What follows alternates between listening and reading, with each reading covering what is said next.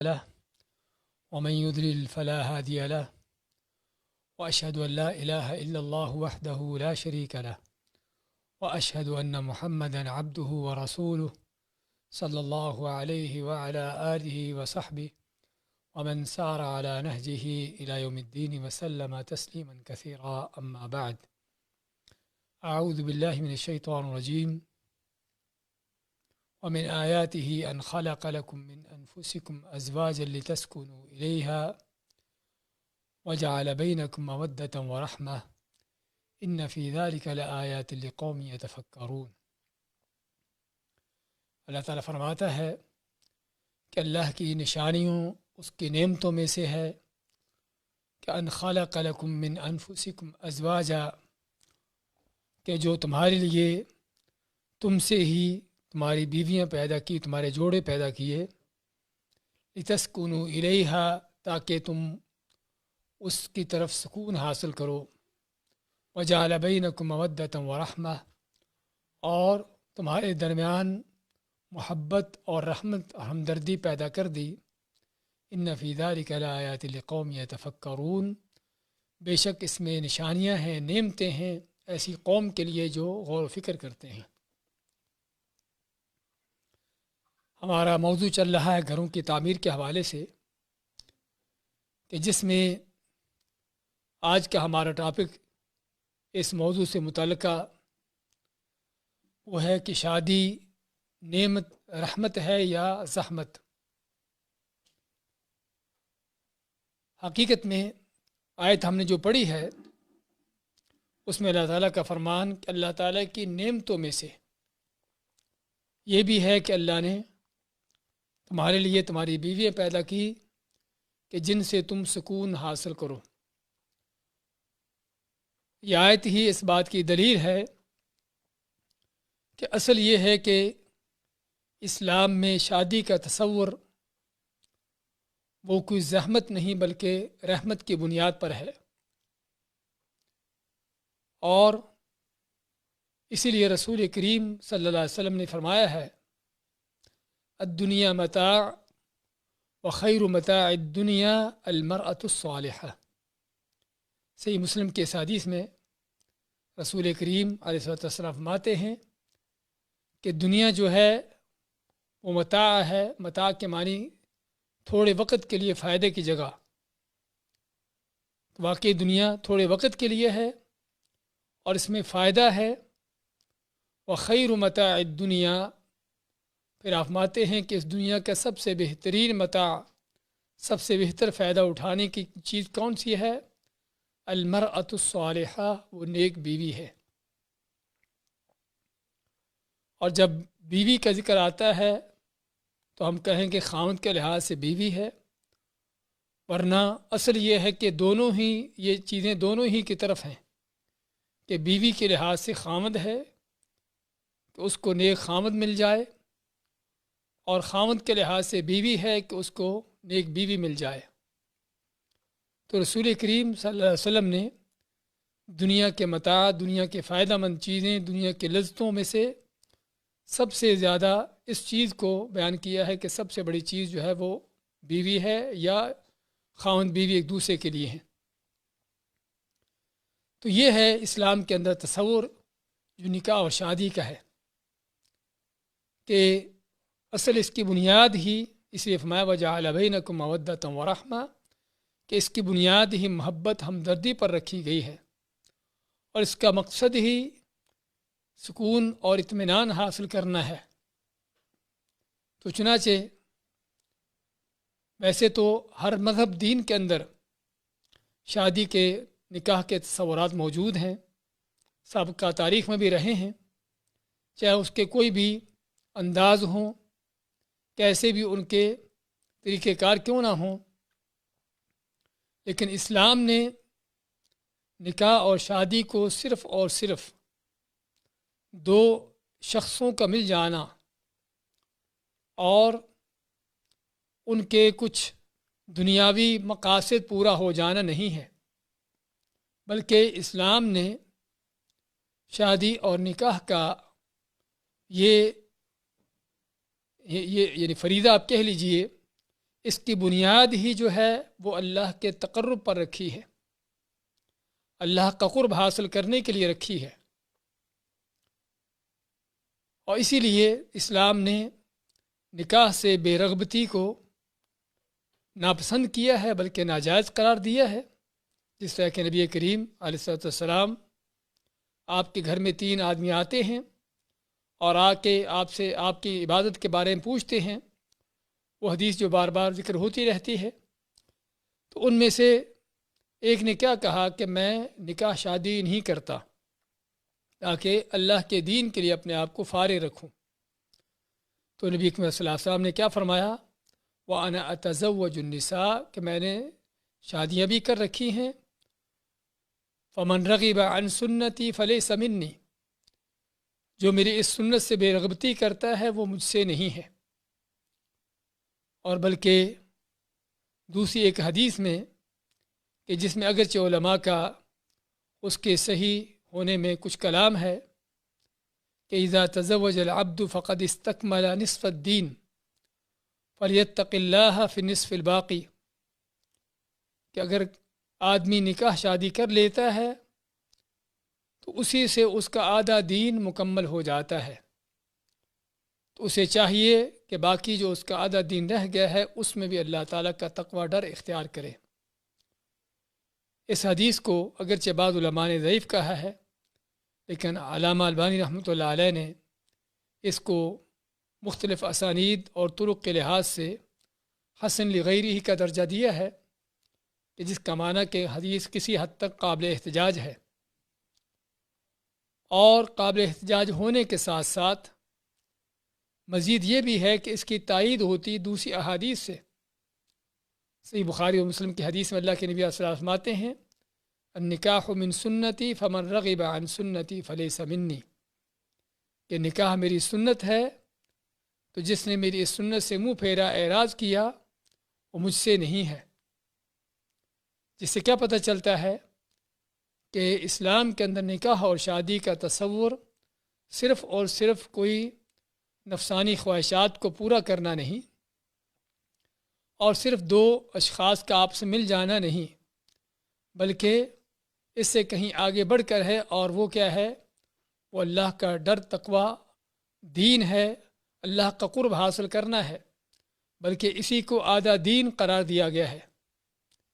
تو بات کر رہے تھے کہ اگرچہ باقی دینوں میں نکاح کے تصورات الگ الگ ہوں گے کہ لیکن اسلام نے اس کو دین کا نام دیا ہے، اور ان احادیث سے ہم کو یہ بھی پتہ چلتا ہے کہ اللہ کا دین صرف اور صرف کسی چند عبادات پر قاصر نہیں ہے، اسی پر محدود نہیں ہے، بلکہ اللہ کا دین انسان کی، مسلمان کی زندگی بھر کے اس کے جو بھی عبادات ہوں، معاملات ہوں، وہ سبھی اللہ کا دین ہے۔ اور اس لیے جس طرح ہم عبادت کرتے ہوئے مکلف ہیں اس چیز کے کہ ہماری عبادتیں اللہ، اس کے رسول علیہ الصلوۃ والسلام کے حکم کے مطابق ہوں، اسی طرح ہم دنیا کے دوسرے معاملات کے اندر بھی ہمیں اس چیز کا حکم ہے کہ دیکھیں کہ اللہ، اس کے رسول کا حکم کیا ہے، اور یہی معنی ہے یا ایھا الذین آمنوا ادخلوا فی السلم کافہ، اے وہ لوگوں جو مسلمان ہو، ایمان لائے ہو، اللہ کے دین میں، اسلام میں پورے کے پورے داخل ہو جاؤ، کہ تمہارا کوئی بھی دنیا کا کام، زندگی کا کوئی شعبہ بھی اللہ کے دین سے ہٹ کر نہ ہو۔ تو جیسے اسلام نے ہم کو نماز کا، روزے کے احکامات دیے ہیں، ایسے ہی ہم کو خوشی اور غمی کی تعلیمات دی ہیں، اور حقیقی مسلمان وہی ہوتا ہے کہ جو زندگی کے ہر شعبے میں، ہر لمحے پر اللہ، اس کے رسول کی احکام، ان کے احکامات کے مطابق چلتا ہے۔ تو چنانچہ اس لیے اسلام نے نکاح کی ترغیب دی، اور نبی کریم صلی اللہ علیہ وسلم نے مختلف احادیث میں اس کی ترغیب دلاتے ہوئے اس چیز کا حکم دیا۔ چنانچہ آپ کا فرمان ہے من کان ذو طول فلیتزوج کہ جو شخص طاقت رکھتا ہو، استطاعت رکھتا ہو، اس کو چاہیے کہ شادی کر لے۔ اور دوسری حدیث میں آپ فرماتے ہیں یا معشر الشباب من استطاع منکم الباءۃ فلیتزوج کہ نوجوانوں کی جماعت جو تم میں سے نکاح شادی کرنے کی طاقت رکھتا ہو فلیتزوج، اسے چاہیے کہ وہ نکاح شادی کر لے۔ کس لیے؟ فإنه اغض للبصر واحصن للفرج، کیونکہ اس نکاح سے کیا فائدے ہوتے ہیں، اس کے مقاصد کیا ہیں کہ اس سے نگاہیں نیچے ہو جاتی ہیں، آدمی کی نگاہوں کی حفاظت ہوتی ہے، اور حقیقت میں انسان کی آنکھ وہ کیمرہ ہے کہ دنیا کے جو مصنوعی کیمرے ہیں ان کی تصویریں تو ختم ہو جاتی ہیں، لیکن آنکھ کے اندر آنے والی تصویر ایسی ہوتی ہے کہ جو بعض اوقات زندگی بھر تک محفوظ رہتی ہے، اور صرف نہ کہ محفوظ رہتی ہے بلکہ دنیا کے کیمروں سے ہٹ کر اس تصویر کے جو بڑے اثرات ہوتے ہیں کہ جب کوئی غلط نگاہ پڑتی ہے، اس نگاہ غلط کی وجہ سے شیطان کیا دل میں وسوسے پیدا کرتا ہے۔ تو اس لیے نکاح کا حکم دیا گیا کہ تاکہ شیطان کے رستے بند ہوں، نگاہیں محفوظ ہو جائیں، اور اللہ تعالیٰ نے انسان کے اندر ایک فطری جو غریزہ رکھا ہے، ایک فطری اس کی ضرورت رکھی ہے، اس کو پورا کرنے کے لیے شرعی طریقہ کار ہو۔ تو یہ ہے اسلام کا مقصد، تاکہ معاشرے کے اندر فحاشی، بے حیائی نہ پھیلے، اس طرح کی چیزیں ختم ہوں۔ اس کے لیے نکاح شادی کا یہ پروگرام دیا، اس کا حکم دیا کہ تاکہ انسان اپنے فطری اس غریزے کو جو ہے، فطری اس اپنی ضرورت کو صحیح طریقے سے اور شرعی طریقے کے مطابق نہ کہ صرف اس کو پورا کرے بلکہ اس کو پورا کرنے کے ساتھ ساتھ نیکی اور اجر بھی حاصل کرے۔ رسول کریم صلی اللہ علیہ وسلم نے جب بات دنیاوی چیزوں کا ذکر کیا کہ اس میں بھی اجر ہے، تو آپ نے کیا فرمایا؟ حتیٰ فی بضع احدکم صدقہ، حتیٰ کہ تمہارا کسی کا اپنی بیوی سے مل جانا بھی اس کا بھی صدقہ ہے۔ تو صحابہ نے پوچھا کیا یہ بھی صدقہ ہے اللہ کے نبی صلی اللہ علیہ وسلم؟ آپ مانتے ہیں کہ اگر وہ یہی کام حرام سے کرتا تو کیا اس پر گناہ نہ ہوتا؟ تو صحابہ مانتے ہیں گناہ ہوتا اس پر۔ آپ مانتے ہیں کہ اگر وہ اللہ کے حکم کے مطابق یہ کام حلال سے جائز طریقے سے کرتا ہے تو کوئی شک نہیں کہ اس میں بھی اس کے لیے اجر ہے اور صدقہ ہے۔ تو یہ ہے اسلام کا، بتا رہے تھے کہ جو اس نکاح کا تصور ہے، اس کو دینے، اس چیز کا حکم دینے کا اصل مقصد ہے کہ تاکہ معاشرے کے اندر برائی، بے حیائی نہ پھیلے، معاشرہ حیا، شرم و حیا کے ساتھ رہنے والا ہو اور لوگوں کے اندر شرم و حیا ہو۔ تو یہ مقصد تبھی پورا ہوگا کہ جب اسلام کی ان تعلیمات پر عمل کیا جائے گا۔ اور اس کے برخلاف ہم دیکھتے ہیں کہ مغربی معاشرے، ان کی تہذیبیں کہ جہاں پر نکاح کا اگرچہ تصور ان کے ہاں بھی پایا جاتا تھا اور بھی پایا جاتا ہے، لیکن شیطان کے ہتھ کنڈوں میں آ کر جس انداز سے ان کے خاندان تباہ ہوئے ہیں، ان کے اندر اس چیز کا یہ نکاح کا یہ مقصد ختم ہوا ہے، اور بدکاری، بے حیائی اس انداز سے عام پھیلی ہے کہ حتیٰ کہ ان کے ہاں نکاح کی رغبتیں ختم ہو کر ہم جنس پرستی اور زنا اور بدکاری اور یہ چیزیں اس انداز سے پھیلی ہیں کہ حتیٰ کہ بعض ملکوں میں زنا سے پیدا ہونے والے بچوں کی پرسنٹیج جو ہے وہ 60% سے اوپر جا پہنچی ہے۔ یعنی مقصد کہنے کا کہ اس ملک کی آبادی، اس ملک کے رہنے والے 60% لوگ جو ہیں وہ زنا کی اولاد ہیں، اور وہ یہی لوگ ہیں جو آج آپ صلی اللہ علیہ وسلم کے بارے میں گستاخیاں کر رہے ہیں اور بیہودگیاں کر رہے ہیں، جس کے بارے میں ہم پہلے بھی ذکر کیا تھا کہ چونکہ وہ انسانیت کے درجے سے گرے ہوئے لوگ ہیں، تو ان کے نزدیک کوئی انسان بلکہ انسانوں کا بھی کوئی نمونہ ہونا ان کے ہاں ایک بڑی معیوب چیز ہے، غلط چیز ہے۔ اس لیے ان کو یہ آپ صلی اللہ علیہ وسلم جیسی سیرت جو ہے ان کو برداشت نہیں ہوتی۔ تب تھے کہ وہ ان کی گندگی جو ہے، آج ان کی کوشش ہے کہ وہ گندگی آج مسلمان ملکوں کے اندر بھی، مسلمان معاشرے کے اندر بھی پھیلائی جائے۔ تو چنانچہ نکاح شادی کا اس چیز کا رجحان ختم کیا جا رہا ہے۔ آزادانہ میل جول، بدکاری اور بے حیائی اور یہ چیزیں عام کی جا رہی ہیں مختلف ذرائع سے، مختلف طریقوں سے، فلم و ڈراموں سے اور میڈیا کے وسائل سے، تاکہ جو بیہودگی گندگی ان ملکوں کے اندر پھیل چکی ہے، مسلمان بھی انہی کا شکار ہو کر اللہ کے عذاب بھی ان پر نازل ہوں اور ان کے ملک معاشرے بھی اسی انداز سے بگڑ جائیں جس طرح کے وہ بگڑے ہیں۔ تو ضرورت ہے ان حالات میں خود نکاح کے اس شادی کے مقصد کو پہچاننے کی کہ اسلام کا یہ مقصد اس میں کیا ہے اور ہم کس طرح شادیوں کو رحمتیں بنا سکتے ہیں۔ ہاں، شادیوں کو رحمتیں بنانے کے لیے اہم جو چیزیں ہیں وہ سب سے پہلی جو چیز کہ اس میں تاخیر نہ کی جائے۔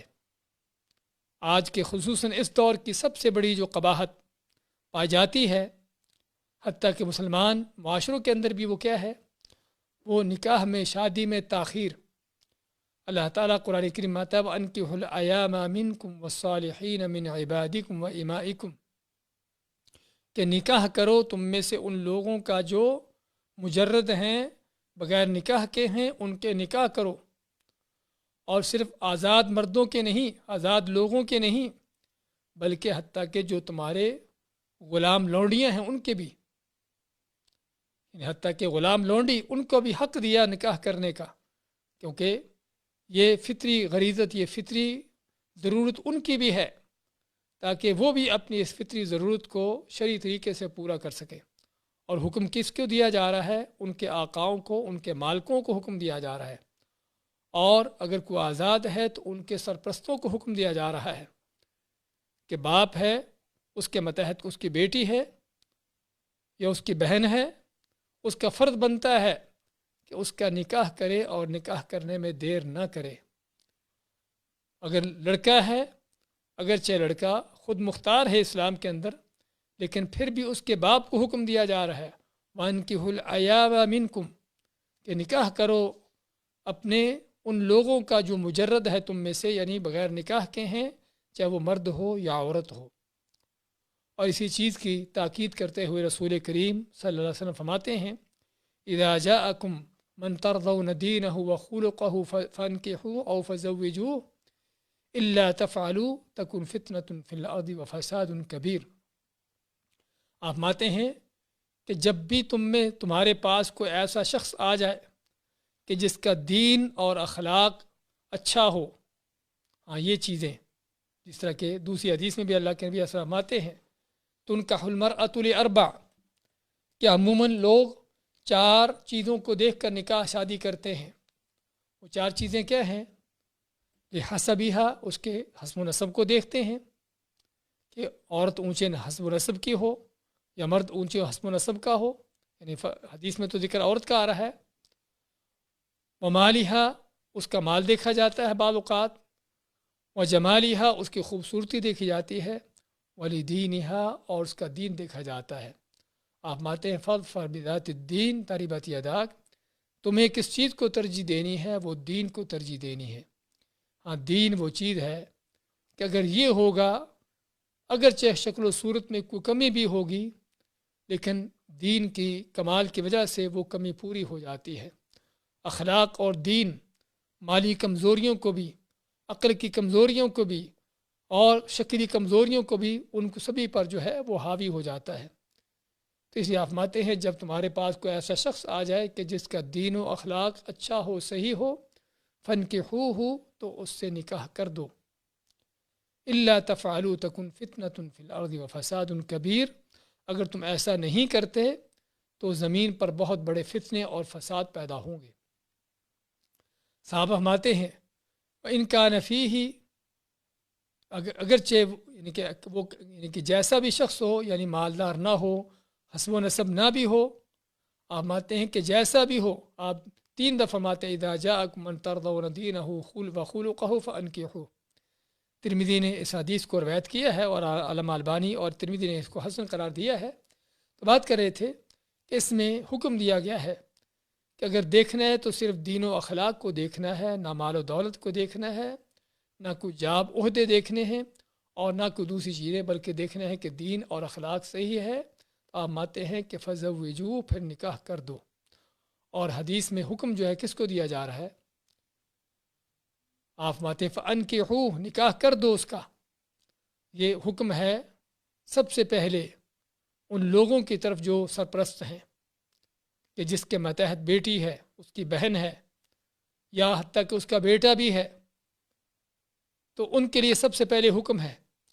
اسی طرح حکم ہے حتیٰ کہ ملک کے حکمران کے لیے بھی اور قوم کے ذمہ دار لوگوں کے لیے بھی، ان کو بھی چاہیے کہ ان چیزوں کا اہتمام کریں اور نکاح شادی کے ان چیزوں کے رستے آسان کریں اور لوگوں کو ان چیزوں کی ترغیب دلائیں، کہ تاکہ زیادہ سے زیادہ یہ چیزیں لوگوں کے اندر پیدا ہوں، ان کا رجحان پیدا ہو، اور نکاح کا یہ سلسلہ جو ہے جو شرعی طور پر جس کا حکم دیا گیا ہے، تاکہ اس کے مقاصد پورے ہوتے رہیں۔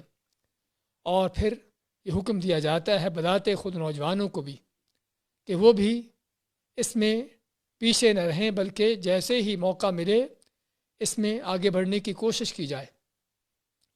تو بات کر رہے تھے کہ آپ صلی اللہ علیہ وسلم نے حکم دیا ہے کہ نکاح میں دیر نہ کرو۔ ہمارے ہاں دیر کرنے کے کئی ایک اسباب ہوتے ہیں، اس میں بعض اوقات سبب ہوتا ہے کہ خاندان سے رشتہ چاہیے اور خاندان سے ابھی کوئی مناسب رشتہ نہیں مل رہا۔ اب کیا اسلام نے اس چیز کی کوئی پابندی رکھی ہے کہ رشتے لازماً خاندان کے اندر ہوں؟ بلکہ اسلام نے اگر کوئی معیار قرار دیا رشتوں ناتوں کے لیے تو وہ صرف اور صرف دین اور اخلاق کا معیار رکھا ہے۔ اس نے کوئی خاندان کا تعلق نہیں، کسی برادری کا تعلق نہیں، اور یہی وہ چیز ہے کہ جو نبی کریم صلی اللہ علیہ وسلم کے ذریعے سے اللہ تعالیٰ نے سب سے پہلے پوری کروائی۔ آپ کی پھوپھی زاد زینب بنت جحش، آپ ان کا نکاح کس سے کرتے ہیں؟ اپنے آزاد کردہ غلام زید بن حارثہ سے۔ اس بات کو دکھانے ثابت کرنے کے لیے کہ اسلام کے اندر برادریوں کے، خاندانوں کے، ان چیزوں کے کوئی تصورات نہیں ہیں۔ یہ جو بت ہم نے کھڑے کر رکھے ہیں، برادری کے بت، کہ لازماً خاندان کا آدمی ہوگا، برادری کا ہوگا تو تبھی نکاح کریں گے، اور پھر کیا ہوتا ہے کہ بیٹیاں بیٹھی بیٹھی بوڑھی ہو جاتی ہیں۔ اور بعض اوقات ہمارے ہاں رکاوٹیں ہوتی ہے مالی، کہ ابھی تک لڑکا جو ہے وہ کام نہیں کرتا، اس کا کوئی جاب نہیں ہے۔ سب سے پہلے تو اللہ تعالیٰ نے خود ہی فرمایا اسی آیت میں ہم نے جو پڑھی ہے پہلے، ان یکونوا فقراء یغنیہم اللہ من فضلہ وانکحوا الایام منکم والصالحین من عبادکم وامائکم، کہ جو تمہارے یعنی کہ غیر شادی شدہ ہیں ان کا نکاح کرو، اور حتیٰ کہ اپنے غلام و لونڈیوں کو بھی۔ آگے اللہ نے کیا فرمایا؟ ان یکونوا فقراء یغنیہم اللہ من فضلہ، اگر وہ فقیر ہوں گے تو اللہ تعالیٰ اپنے فضل سے ان کو مالدار غنی کر دے گا۔ اور رسول کریم صلی اللہ علیہ وسلم نے فرمایا کہ وہ لوگ کہ جن کی ذمہ داری اللہ نے خود اپنے اوپر لی ہے ان کو مالدار کرنے کی، اس میں ایک کون ہے کہ وہ شخص جو نکاح اس لیے کرتا ہے تاکہ اپنی عزت کو محفوظ رکھے، تاکہ حرام سے بچ جائے، تو اللہ تعالیٰ نے اس کی بھی ذمہ داری لی ہے کہ اس کو مالدار کرے، اس کے روزی کے وہ وسائل مہیا کرے کہ جو کہ اس کے پاس نہیں تھے یا اس کا تصور بھی نہ تھا۔ اسی اللہ فرماتا ہے اس کے آخر میں واللہ واسع علیم، اللہ نے جب یہ حکم دیا ہے تو اللہ تعالیٰ کو پتہ ہے کہ اس بننے والے گھر کے کیا ضروریات ہوں گی، اس کو علم ہے ان چیزوں کا، تو اللہ تعالیٰ نے اگر اس چیز کا حکم دیا ہے تو اللہ تعالیٰ کی وسعت، اس کے فضل بڑے وسیع ہیں، اور اس نے اپنے فضل کے ماتحت اس چیز کا حکم دیا ہے کہ اللہ تعالیٰ کے فضل کے دروازے بھی کھلتے ہیں۔ اور یہ وہ حقیقت ہے جو ہم دیکھتے بھی ہیں کہ اکثر و بیشتر نکاح سے پہلے آدمی اس کے کوئی روزی کے وسائل نہیں ہوتے، اور نکاح کرنے کے بعد اللہ تعالیٰ اس کے لیے روزی کے وسائل کھول دیتا ہے۔ اور حقیقت بات یہاں پر یہ ہے کہ جس کا اللہ تعالیٰ کی تقدیر پر ایمان ہے کہ یہ عورت جو اس کے گھر میں آ رہی ہے، کیا وہ ابھی پیدا ہوئی ہے؟ کیا وہ زمین سے اگی یا آسمان سے اتری؟ کہاں سے آئی ہے؟ ماں کے پیٹ سے نکلی ہے، اور جب ماں کے پیٹ میں تھی ابھی نہیں، پیدا ہوتے ہوئے ہی، پیدا ہونے سے پہلے ہی ابھی 4 ماہ کا حمل تھا، تو فرشتے نے اس کی روزی لکھ دی تھی، اور وہ روزی اب تک باپ کے گھر میں پا رہی تھی، اس کو مل رہی تھی، باپ کے ذریعے مل رہی تھی، اور وہی روزی اب جو ہے اللہ تعالیٰ اس کو خاوند کے ذریعے دے گا۔ اب خاوند کے ذریعے دے گا تو لازماً خاوند کے لیے کوئی روزی کے وسائل بھی اللہ تعالیٰ کو ایسے دوسرے مہیا کرے گا۔ ہاں، یہ ہے جو تقدیر پر ایک مسلمان کا ایمان ہونا چاہیے۔ لیکن افسوس کہ آج جہالتوں کے اس دور میں اگرچہ علم تو بہت سیکھنے کو ہے، لیکن وہ علم کہ جو صرف دنیا کی زندگی کو بنانے کا علم ہے، اللہ کے ساتھ تعلق جوڑنے کا علم نہیں ہے، اور دنیا آخرت کی حقیقتوں کو جاننے کا علم نہیں ہے۔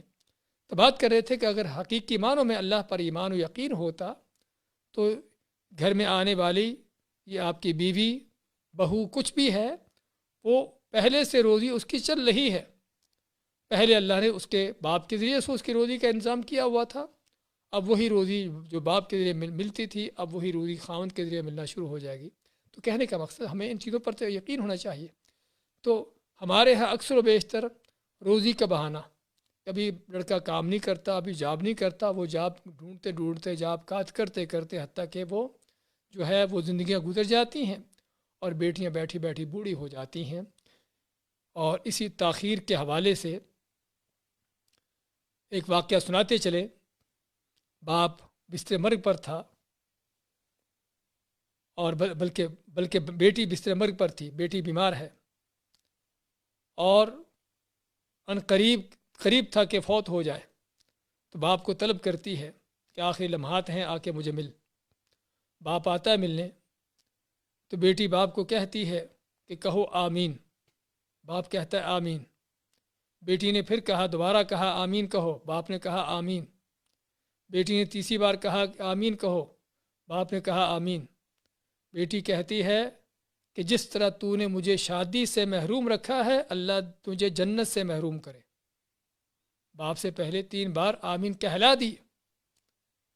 اب اس بیٹی کو دنیا سے جاتے ہوئے بغیر شادی سے، اور اس کی عمر ظاہری بات ہے کہ کافی گزر چکی تھی، اس لیے اس کے دل میں حسرت اور افسوس تھا اس چیز کا، تو حتیٰ کہ اپنے حقیقی باپ کے حوالے سے کیا بغض لے کر، کیا نفرت لے کر دنیا سے جا رہی ہے، حتیٰ کہ اس کے لیے بد دعا کروا کے اس کو 3 بار آمین کہلوا کر کہ جس طرح تو نے مجھے شادی سے محروم رکھا، اللہ تجھے جنت سے محروم کرے۔ اور یہاں سے ہمیں پتہ چلتا ہے کہ بعض اوقات ممکن ہے کوئی شخص، بیٹی ہو یا بیٹا ہو، وہ دل سے اپنی بات، جو اس کی دل کی بات اس کو نہ کہہ سکے، اس کو نہ نکال سکے، لیکن کوئی شک نہیں کہ دل کے اندر یہ ساری چیزیں پیدا ہوتی ہیں۔ اور خصوصاً آج کے دور میں جب شیطانیت کا دور ہے، سوشل میڈیا کے ہر طرح کے بے حیائی کے وسائل مہیا ہے، اور ہر قدم پر شیطان کے جال بچھے ہوئے ہیں، کہ اس ماحول میں، اس طرح کے حالات میں کون ہے کہ جو اپنے آپ کو محفوظ کر سکے؟ تو چنانچہ والدین صرف اور صرف دنیا کے ان بہانوں کی وجہ سے کہ ابھی کوئی برادری کا رشتہ نہیں ملا، ابھی کوئی ایسا رشتہ نہیں ملا جو مناسب ہو، ہاں ایسا رشتہ نہیں ملا جو ایسا، یعنی کہ لڑکا نہیں ملا جو کام کرنے والا ہو، جس کا اچھا جاب ہو، اچھی سیلری ہو، یہ وہ ہو، اس انداز سے ان چیزوں کو لیٹ کر کے اگر کوئی لڑکا یا لڑکی ان کا کسی گناہ میں پڑ جاتا ہے تو ماں باپ اس گناہ کے اندر برابر کے شریک ہیں، بلکہ یہ کہا جائے گا کہ اصل گناہ ماں باپ کا ہے۔ لڑکے کا جرم بات کا ہے، اصل جرم ماں باپ کا ہے کہ جنہوں نے اس کو نکاح کی عمر تک پہنچنے کے باوجود پھر بھی ان کو بلا وجہ لیٹ کیا رکھا۔ اس لیے یہاں پر ضرورت ہے اس معاملے کو سمجھنے کی، اور پھر اس کے لیے دعا بھی کرنے کی۔ بعض اوقات واقعی ہی کوئی رکاوٹیں ہوتی ہیں، مسائل ہوتے ہیں خاندانوں کے اندر، اس کے لیے ان مسائل کو حل کرنے والا کون ہے؟ اللہ کی ذات ہے۔ اور یہاں پر ہم سب سے بہتر وہ دعا جو ہم کہہ سکتے ہیں موسیٰ علیہ السلام کی دعا ہے۔ موسیٰ علیہ السلام فرعون اور اس کی قوم کے ڈر سے بھاگ کر نکلتے ہیں مصر سے، حتیٰ کہ مدین کے پاس پہنچتے ہیں۔ وہ واقعہ جو اللہ نے سورۃ القصص میں ذکر کیا ہے کہ مدین کے شہر کے باہر، اس کی بستی کے باہر دیکھتے ہیں کہ کچھ چرواہے پانی پلا رہے ہیں، اور وہیں پر 2 لڑکیاں ہیں، وہ بھی اپنے جانوروں کے لیے ایک طرف کھڑی ہیں۔ تو موسیٰ علیہ السلام ان لڑکیوں کی بکریوں کو پانی پلاتے ہیں، اور پانی پلا کر ایک درخت کے نیچے جا کر بیٹھتے ہیں، اور دعا کیا کرتے ہیں؟ رب انی لما انزلت الی من خیر فقیر، رب اے میرے رب انی لما انزلت الی، کہ تو میری طرف جو بھی نازل کر دے، مجھے جو بھی تو کچھ دے دے، من خیر خیر میں سے، فقیر میں اسی کا محتاج ہوں۔ موسیٰ علیہ السلام یہ دعا کر کے درخت کے نیچے بیٹھ جاتے ہیں۔ ادھر سے وہ لڑکیاں جاتی ہیں گھر میں، باپ نے دیکھا، بوڑھا باپ، کہ آج لڑکیاں جلدی آ گئی ہیں۔ پوچھا کیسے جلدی آئی ہو؟ انہوں نے بتا دیا کہ اس طرح کے ایک نوجوان تھا، اس نے ہماری بکریوں کو پانی پلا دیا۔ اور پھر ایک لڑکی کہتی ہے کہ ہم جو بکریوں کے پیچھے خوار ہوتی ہیں، ہمیں گھر سے نکلنا پڑتا ہے، عورت ذات ہیں، تو کیوں نہ ہم اس نوجوان کو جو ہے گھر میں رکھ لیں، کرائے پر رکھ لیں، ہماری بکریاں چرائے کرے۔ ان خیر من استاجرت القوی الامین، کہ بڑا وہ قوی بھی ہے، طاقتور بھی ہے، امانت دار بھی ہے۔ تو باپ بیٹی کو بھیجتا ہے کہ جاؤ پھر اس کو بلا کر لاؤ۔ اور موسیٰ علیہ السلام جاتے ہیں اس صاحب مدین کے گھر میں۔ اللہ نے موسیٰ علیہ السلام کی دعا جو انہوں نے کی تھی کہ اے میرے رب، جو بھی مجھ پر خیر نازل کر دے، میں اسی کا محتاج ہوں۔ اللہ نے موسیٰ علیہ السلام کی دعا کو کیسے پورا کیا کہ ایک ہی وقت میں ان کے لیے گھر کا انتظام بھی کر دیا رہنے کا، اور گھر کے ساتھ بیوی کا انتظام بھی کر دیا، اور اس کے ساتھ ساتھ ان کی روزی کا انتظام بھی کر دیا۔ تو صاحب مدین موسیٰ علیہ السلام سے بات چیت کرتے ہیں، موسیٰ علیہ السلام پر واقعہ بتاتے ہیں کہ میں قوم مصر سے بھاگ کر آیا ہوں۔ تو صاحب مدین کہتے ہیں کہ موسیٰ علیہ السلام کو کہ ٹھیک ہے، کوئی بات نہیں، آپ میرے پاس رہو، اور میں اپنی 2 بیٹیوں میں سے ایک کی بیٹی ایک کا نکاح تم سے کرتا ہوں، اور کس کے بدلے میں کہ تم 8 سال اور اگر چاہو تو 10 سال تک میری بکریوں کو چرواتے رہو۔ تو موسیٰ علیہ السلام کو گھر بھی رہنے کو مل گیا، بیوی مل گئی، اور ساتھ بکریاں چروانے کی مزدوری کے طور پر ان کو وہاں پر رہنے کا بھی، یعنی روزی کا معاملہ بھی ان کا حل ہو گیا۔ تو یہ وہ عظیم دعا جو ہم کہیں گے اس طرح کے موقع پر کہ جو انسان کو کرنا چاہیے، چاہے وہ کوئی لڑکا لڑکی ہو کہ جس کی شادی نکاح کا معاملہ رکا ہو، رکاوٹیں کھڑی ہوں، وہ پریشان کن ماں باپ ہوں کہ جن کے اولاد کے رشتے ناتوں کا معاملات رکے ہوں یا رکاوٹیں پیدا ہوں، تو یہ وہ دعائیں ہیں، اس طرح کی دعائیں۔ اور اللہ تعالیٰ سے اور بھی کئی دعائیں ہیں، ربنا آتنا من لدنک رحمۃ وہیئ لنا من امرنا رشدا، اس طرح کی بہت سی دعائیں ہیں قرآن و سنت میں کہ جن سے ہم اللہ تعالیٰ کی مدد نصرت حاصل کر سکتے ہیں۔ تو بات کر رہے تھے کہ سب سے پہلی یہ چیز کرنے والی ہے کہ وہ نکاح شادی میں تاخیر نہ کی جائے۔ دنیا کے عذر بہانے، یہ ساری چیزیں اللہ کے یہاں کام آنے والی نہیں ہیں۔ کسی بیٹے بیٹی نے کوئی بدکاری کر لی، کسی گناہ میں جا پڑا، کل قیامت کے دن اللہ تعالیٰ کو یہ جواب نہیں دیں گے کہ اس کا کوئی مالدار لڑکا نہیں ملا تھا اس کے رشتہ کرنے کے لیے، کوئی برادری خاندان کا رشتہ نہیں ملا تھا، اللہ کے ہاں یہ عذر بہانے نہیں چلیں گے۔ اسی طرح دوسری جو چیز ہے کہ خاوند بیوی کے ایک دوسرے کے لیے اختیار کرتے ہوئے کیا معیار ہونا چاہیے۔ ہاں، یہ معیار بھی جو بعض اوقات ہمارے سامنے بہت بڑی رکاوٹیں بنے ہوتے ہیں۔ آئیے دیکھیں کہ اسلام نے کس چیز کو معیار بیان بنایا ہے، جس طرح ہم پہلے ذکر کر رہے تھے۔ آپ ماتے ہیں فر بذات الدین۔ ہاں، لوگ 4 چیزیں دیکھتے ہیں، حسن و جمال دیکھتے ہیں، مال و دولت کو دیکھتے ہیں، حسب و نسب کو دیکھتے ہیں، لیکن تم نے کیا دیکھنا ہے؟ دین کو دیکھنا ہے۔ ہاں، یہ وہ چیز ہے کہ جس بنیاد پر نکاح اور شادیاں ہونی چاہیے۔ جب دین دار رشتہ مل جائے، چاہے کسی خاندان کا کیوں نہ ہو، کسی قوم قبیلے کا کیوں نہ ہو، اس کی مالی حالت کیسی بھی کیوں نہ ہو، ہاں یہ وہ چیز ہے کہ جس کا اسلام نے حکم دیا ہے۔ اور دین کا معنی کہ نہ تو وہ مشرک ہو، نہ بدعتی ہو، نہ کوئی بے نماز بے دین ہو، کوئی شرابی کبابی ہو، کس طرح کے معاملات ہوں۔ اور یہاں پر معلوم ہونا چاہیے کہ بعض اوقات ہمارے کئی لوگ، ہاں، کوئی شراب نہیں پیتا، کوئی چوری نہیں کرتا، بڑا شریف آدمی ہے، اس کے شریف ہونے کا معیار صرف یہ ہوتا ہے کہ دنیاوی چند چیزوں میں اس کا اچھا کردار ہونا۔ کوئی چوری ڈاکہ نہیں ہے، کوئی بدکاری زنا نہیں ہے، اگرچہ وہ پرے درجے کا بے نماز ہو، اگرچہ گمراہ کن قسم کے اس کے عقائد ہوں۔ اور بے نمازی کے حوالے سے علماء امت کا اتفاق ہے کہ نماز نہ پڑھنے والا چور، ڈاکو، زانی، شرابی سے کہیں بدتر شخص ہے۔ نماز نہ پڑھنے والا چور، ڈاکو، زانی، شرابی سے بدتر ہے۔ کیوں بدتر ہے؟ کیونکہ چور کو اللہ نے کافر نہیں کہا، زانی کو اللہ کے نبی صلی اللہ علیہ وسلم نے کافر قرار نہیں دیا، لیکن جس کو کافر کہا ہے، کس کو کہا ہے؟ من ترک الصلاۃ فقد کفر، کہ جس نے نماز چھوڑ دی وہ کافر ہو گیا۔ اس لیے رشتے ناطے کرتے ہوئے ہمیں ضرورت ہے اس اسلام کے معیار کو سامنے رکھنے کی، کہ اصل دین کا معیار ہے، اور دین کا معنی صرف کو اخلاق و کردار نہیں، بلکہ اس کے ساتھ ساتھ نماز اور عقیدہ، یہ سب سے اہم چیزیں ہیں۔ اور یہی وہ چیز تھی جو اسلام کے ہاں بنیاد ہے، اور اسی پر اللہ کے نبی صلی اللہ علیہ وسلم کی سنت اور آپ کی سیرت ہے۔ اسی ضمن میں آپ کو صحیح مسلم کا واقعہ سناتے ہیں۔ جلیبیب نام کا ایک فقیر قسم کا صحابی تھا، نبی کریم صلی اللہ علیہ وسلم کے پاس رہتا، اصحاب صفہ میں سے کوئی رہنے کو اس کے گھر بھی نہیں تھا۔ تو ایک دن اللہ کے نبی صلی اللہ علیہ وسلم آتے ہیں جلیبیب کو کہ کیا خیال ہے تمہاری شادی نہ کر دیں؟ تو جلیبیب فرماتا ہے کہ کہتے ہیں کہ اللہ کے نبی میں شادی کروں، مجھے کون رشتہ دے گا؟ آپ ماتے کہ جاؤ انصار کے فلاں گھر میں جاؤ۔ تو جلیبیب جاتے ہیں، اس انصاری کے گھر دستک دیتے ہیں، انصاری گھر سے باہر آتا ہے اور ان کو کہتے ہیں جلیبیب کہ مجھے اللہ کے نبی علیہ الصلوۃ والسلام نے بھیجا ہے آپ کی طرف رشتہ طلب کرنے کے لیے۔ تو انصاری نے سمجھا کہ شاید رسول کریم صلی اللہ علیہ وسلم کو خود رشتے کی ضرورت ہے۔ کہتے ہیں کہ بہت اچھی بات، بہت خوشی کی بات ہے۔ تو جلیبی کہتے ہیں کہ اللہ کے نبی صلی اللہ علیہ وسلم نے اپنے لیے نہیں بلکہ میرے لیے رشتے کا کہا ہے۔ اب انصاری کہتا ہے کہ ٹھیک، میں پھر سوچتا ہوں، گھر والوں سے مشورہ کرتا ہوں۔ گھر میں آتا ہے، بیوی کو بتاتا ہے اس طرح اللہ کے نبی صلی اللہ علیہ وسلم نے رشتے کا پیغام بھیجا ہے۔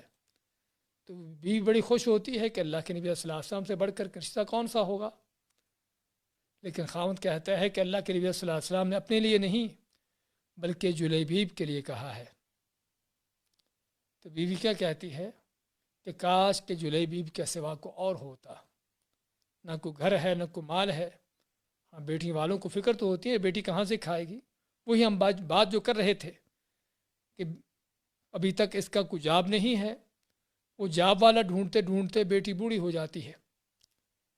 تو اب فطری طور پر یہ انصاریہ صحابیہ یہ بھی کہتی کہ جلیبیب کے سوا کو اور ہوتا۔ تو اس سے پہلے کہ جلیبیب کو آ کے خامد جواب دیتا، پیچھے سے بیٹی نے سن لیا کہ اللہ کے نبی صلی اللہ علیہ وسلم نے کیا پیغام بھیجا ہے۔ ماں نے بتایا کہ اس طرح سے اللہ کے نبی صلی اللہ علیہ وسلم نے تمہارے رشتے کے لیے جلیبیب کو بھیجا ہے۔ تو بیٹی کہتی ہے کیا تم اللہ کے نبی کے پیغام کو ٹھکراتے ہو؟ ہاں، میرا نکاح کر دو، ادفعونی فإنہ لم یضیعنی، اگر اللہ کے نبی صلی اللہ علیہ وسلم نے رشتہ کروانے کا حکم دیا ہے تو مجھے بھیج دو، ان کے ساتھ جلیبیب کے ساتھ کر دو، اللہ کی قسم مجھے وہ ضائع نہیں کرے گا۔ اور پھر کیا دیکھتی ہے تاریخ کہ جلیبیب کا رشتہ نکاح ہوتا ہے اس کے ساتھ، اور کچھ عرصے کے بعد ہی جنگ ہوتی ہے، مارکا ہوتا ہے۔ مارکے کے بعد اللہ کے نبی صلی اللہ علیہ وسلم صحابہ سے پوچھتے ہیں کہ کس کس کو تم دیکھتے ہو کہ نظر نہیں آتا، یعنی قتل ہو چکے، شہید ہو چکے۔ تو صحابہ نے کچھ کا نام لیا۔ آپ ماتے ہیں کہ مجھے تو جلیبیب نظر نہیں آ رہا، دیکھو کہاں پر ہے۔ تو دیکھا گیا کہ جلیبیب کے آس پاس 7 کافر کٹے پڑے تھے اور 8واں جلیبیب تھا۔ نبی کریم صلی اللہ علیہ وسلم آتے ہیں جلیبیب کے پاس اور آ کر دیکھتے ہیں اور فرماتے ہیں قتل 7 فقتلوہ، کس نے 7 کافروں کو قتل کیا تب یہ شہید ہوا۔ پھر آپ فرماتے ہیں قتل 7 وقتلوہ، دوبارہ اس لفظ کو دہراتے ہیں ھذا منی وانا منہ، یہ مجھ سے ہے اور میں اس سے ہوں۔ ھذا منی وانا منہ، آپ نے 2 یا 3 مرتبہ ان الفاظ کو دہرایا کہ جلیبیب مجھ سے ہے اور میں اس سے ہوں۔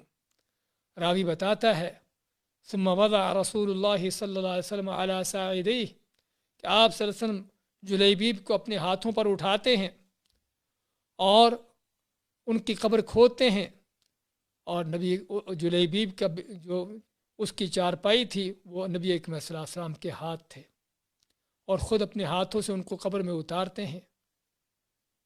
اور پھر راوی فرماتا ہے فما کان فی الانصار ایم انفق منہا کہ اللہ کے نبی صلی اللہ علیہ وسلم نے پھر اس کی بیوی کے لیے دعا کی، اور دعا اب نہیں کی، پہلے سے دعا کی ہوئی تھی۔ جیسے اس نے جلیبیب کا رشتہ قبول کر لیا اس لڑکی نے، آپ اس کے لیے دعا کرتے ہیں۔ دعا کیا کرتے ہیں؟ اللہم صب علیہ الخیر صبا، اللہم صب علیہ الخیر صبا ولا تجعل عیشہا کدا کدا، کہ اللہ اس کے اوپر مال و دولت کی بارش کر دے اور اس کی روزی میں کسی طرح کی کوئی تنگی نہ پیدا کرنا۔ تو راوی فرماتا ہے، ابو طلحہ فرماتے ہیں کہ فما کان فی الانصار ایم انفق منہا، کہ انصار کے اندر اس عورت سے بڑھ کر کوئی سخی عورت نہ تھی۔ جس کی جلیبیب سے شادی ہوتی ہے، اللہ اس پر کس طرح کے مال و دولت کے دروازے کھولتا ہے۔ وہ جلیبیب جس کا گھر نہیں تھا، جس کے بارے میں ماں پریشان تھی کہ بیٹی کو اس کو بیٹی کا رشتہ دے دوں، تو بات کر رہے تھے کہ یہ ہے اللہ کا وعدہ، اور یہ وعدے پورے ہوتے ہیں جب اللہ پر یقین ہوتا ہے۔ اور اسی لیے ہم دیکھتے ہیں کہ صحابہ کرام ان کی سنت یہی رہی تھی۔ عبد الرحمن بن عوف رضی اللہ تعالیٰ عنہ، وہ اپنی بہن حالہ کا نکاح کرتے ہیں بلال حبشی رضی اللہ تعالیٰ عنہ سے، غریب ہیں، فقیر ہے، نہ کوئی گھر ہے نہ کوئی بار ہے، لیکن اس انداز سے، اور یہ ان کا انداز تھا۔ بات کر رہے تھے کہ نکاح میں، شادی میں تاخیر نہ کی جانا، اور خاوند بیوی کے اختیار میں جو معیار ہو وہ کیا ہو؟ وہ ایمان ہو، وہ نیکی تقوی ہو، وہ اخلاق ہو۔ یہاں پر یہ بھی کہ لڑکے لڑکی کے ان کی رائے کا احترام کیا جانا۔ اگر کوئی شرعی طور پر اور شرعی اصولوں کے مطابق لڑکے کو کوئی لڑکی پسند ہو، لڑکی کو کوئی لڑکا پسند ہو، چاہے خاندان کا ہو یا خاندان سے باہر کا ہو، لیکن اس شرط کے مطابق جس کے متعلق اللہ کے اسماء اذا اتاکم من ترضون دینہ وخلقہ، کہ جب تمہارے پاس وہ شخص آ جائے کہ جس کا دین و اخلاق پسند ہو، تو اگر لڑکا لڑکی کسی ایسے شخص کو پسند کر لیتے ہیں تو پھر ماں باپ کا فرض بنتا ہے کہ اس کو ان کا ساتھ دیں، نہ کہ رکاوٹیں بنے۔ یہ نہیں کہ یہ تو خاندان کا نہیں ہے، یہ تو فلان ہے اور اس میں کیسے ہماری مرضی کے بغیر اس کو پسند کر لیا۔ ہم پسند کر لینا کوئی بڑی باتیں نہیں ہوتی، اور خصوصاً آج کے دور میں کہ جب بے پردگی ہے اور اس طرح کی چیزیں عام ہیں، تو بعض اوقات ایسی چیزیں ہو جاتی ہیں۔ تو اس لیے اگر کوئی رشتہ مناسب ہو، شرعی اصولوں کے مطابق ہو، تو ایسی چیزوں میں رکاوٹیں نہیں بننا چاہیے۔ اور اسی طرح سے شادیاں اس وقت تک رحمتیں ہوتی ہیں جب تک شادیاں سادگی کے ساتھ ہوتی ہیں، تکلفات کے بغیر ہوتی ہیں۔ اور اسی کے متعلق نبی کریم صلی اللہ علیہ وسلم کا فرمان ہے، جس طرح کہ مسند احمد کی صحیح حدیث ہے، فرماتے ہیں ان اعظم النکاح برکۃ ایسرہ معونہ، کہ سب سے بہتر، سب سے برکت والا وہ نکاح ہے کہ جس کا خرچہ، جس کی تکلفات سب سے کم ہوں۔ آج ہم نے شادیوں کو زحمتیں بنا رکھا ہے۔ حقیقت میں آج زحمتیں بیان کرنے کا موقع نہیں ہے، انشاءاللہ اگلے درس میں بیان کریں گے، لیکن شادی جو کہ رحمت تھی، کہ جس کو اللہ نے رحمت کا ذریعہ بنایا ہے، اپنی نعمت قرار دیا ہے، اور جس کو نبی کریم صلی اللہ علیہ وسلم نے دنیا کا سب سے بہترین متاع قرار دیا ہے، آج زحمتیں کیوں بنی ہیں؟ کہ جب ہم اس کے اندر طرح طرح کی رکاوٹیں اور طرح طرح کے تکلفات پیدا کر کے خود اپنے لیے مشکلات پیدا کرتے ہیں۔ اس لیے شادیوں کو سادگی کے ساتھ کیا جائے۔ نبی کریم صلی اللہ علیہ وسلم کے دیکھیے آپ کے دور میں شادیاں کیسے ہوتی تھیں۔ عبد الرحمن بن عوف رضی اللہ تعالیٰ عنہ نکاح کرتے ہیں، شادی کرتے ہیں، اور عبد الرحمن بن عوف آپ صلی اللہ علیہ وسلم کے خاص صحابہ میں سے تھے، عشرہ مبشرہ میں سے ہیں۔ شادی نکاح کرتے ہیں اور اللہ کے نبی صلی اللہ علیہ وسلم کو اس کی خبر بھی نہیں ہے، حتیٰ کہ آپ دیکھتے ہیں عبد الرحمن کے کپڑوں پر کوئی زردی کے اثرات دیکھتے ہیں کہ جو عام طور پر زعفران وغیرہ ایسا کی چیز استعمال کی جاتی تھی۔ شادی نکاح کے بعد تو آپ نے پوچھا کہ کیسے کپڑے ہیں، یہ کیا رنگ نظر آتا ہے؟ تو جمع فرماتے کہ میں نے انصار کی کسی عورت سے نکاح کر لیا ہے، حالانکہ آپ صلی اللہ علیہ وسلم کو خبر تک نہیں۔ ہاں، یہ سادگیاں تھی آپ کے زمانے کے نکاح کی، یہ سادگیاں تھی آپ کے زمانے کی شادیوں کی، اور خود نبی کے صلی اللہ علیہ وسلم کی شادیوں کو دیکھیے۔ آپ صلی اللہ علیہ وسلم غزوہ خیبر کے بعد آتے ہیں، مدینہ کی طرف لوٹ رہے ہیں، رستے میں ہی صفیہ بنت حیی سے نکاح کرتے ہیں۔ نکاح کرتے ہوئے کیا ہے، ولیمہ کس چیز کا ہے؟ راوی فرماتے ہیں، صحابی فرماتے ہیں کہ اللہ کے نبی صلی اللہ علیہ وسلم جو آپ کے آس پاس صحابہ تھے ان کو کہا کہ جس کے پاس کوئی کھجور ہے، کوئی کھانے کی چیز ہے، لے آؤ۔ وہ جس کے پاس جو کچھ تھا لے آیا، دسترخوان پر رکھا، سبھی نے مل کر کھا لیا، آپ کا ولیمہ ہو گیا، آپ کا نکاح ہو گیا۔ کہنے کا مقصد یہ ہے وہ سادگی کے انداز کہ جو ہمیں نبی کریم صلی اللہ علیہ وسلم کی سیرت میں نظر آتے ہیں، اور یہ ایک نہیں بلکہ اس کی ہمیں سینکڑوں ہزاروں مثالیں ملیں گی۔ سعید ابن المسیب جن کو سید التابعین کا لقب دیا جاتا ہے، اور واقعی سید التابعین تھے، اپنے علم کے لحاظ سے بھی، اپنے مقام کے لحاظ سے بھی۔ کیا ہوتا ہے، ان کی بیٹی ہے، اور بیٹی اپنی خوبصورتی، حسن و جمال میں ایسی تھی کہ بڑے بڑے امیر لوگوں کے رشتے آ رہے تھے، لیکن سعید بن مسیب ابھی تک کسی کو دینے کے لیے تیار نہ ہو رہے تھے، کیونکہ سعید بن مسیب ایمان کی وہ چیز دیکھنا چاہتے، وہ اس کو ڈھونڈ رہے تھے۔ حتیٰ کہ کیا ہوتا ہے کہ ان کا ایک شاگرد ان کے پاس پڑھنے والا، اس کی بیوی فوت ہو جاتی ہے، بیوی فوت ہوتی ہے، دفناتے ہیں، رات کو بیٹی کو لیتے ہیں اپنے ساتھ اور شاگرد کے گھر میں جاتے ہیں، اور گھر میں جا کر کہتے ہیں کہ میں بیٹی کو لے آیا ہوں تیرے ساتھ نکاح کرنے کے لیے، میں نہیں چاہتا تھا کہ تیری رات جو ہے ایک رات بھی بیوی کے بغیر گزرے۔ ہاں، یہ ان کا انداز تھا۔ اب سعید بن مسیب نہیں دیکھا کہ ابھی اس کی بیوی فوت ہوئی ہے، گھر کے حالات کیا ہوں گے۔ تو کہنے کا مقصد کہ یہ سادگیاں کہ جو حقیقت میں گھروں کو آباد کرنے والی ہیں۔ ابھی ہم نے جلیبیب کی مثال سنی ہے، اس لیے جس قدر ان چیزوں کے اندر سادگیاں ہوں گی اسی قدر یہ رحمتیں ہوں گی، شادیاں واقعی رحمتیں بنیں گی۔ اور جس قدر اس میں جو ہے تکلفات اور رسم و رواج، جس کا ہم انشاءاللہ اگلے درس میں ذکر کریں گے، تو وہ کیا کس انداز سے زحمتیں بنتی ہیں، اور صرف زحمتیں نہیں بلکہ زندگی بھر کے عذاب بنتے ہیں اور گھروں کو برباد کرتے ہیں۔ تو ضرورت ہے ہم کو، اگر اپنے گھروں کو آباد کرنا چاہتے ہیں، اللہ کی رحمتوں کو حاصل کرنا چاہتے ہیں، اللہ کی نعمتوں کو واقعی نعمتیں بنا کر اور رحمتیں بنا کر حاصل کرنا چاہتے ہیں، تو ضرورت ہے وہ رحمتوں کا رستہ اختیار کرنے کی کہ جو اللہ اس کے رسول نے ہم کو دیا ہے۔ بارک اللہ فیکم وجزاکم اللہ خیر۔ آخر میں سوالات لیتے ہیں۔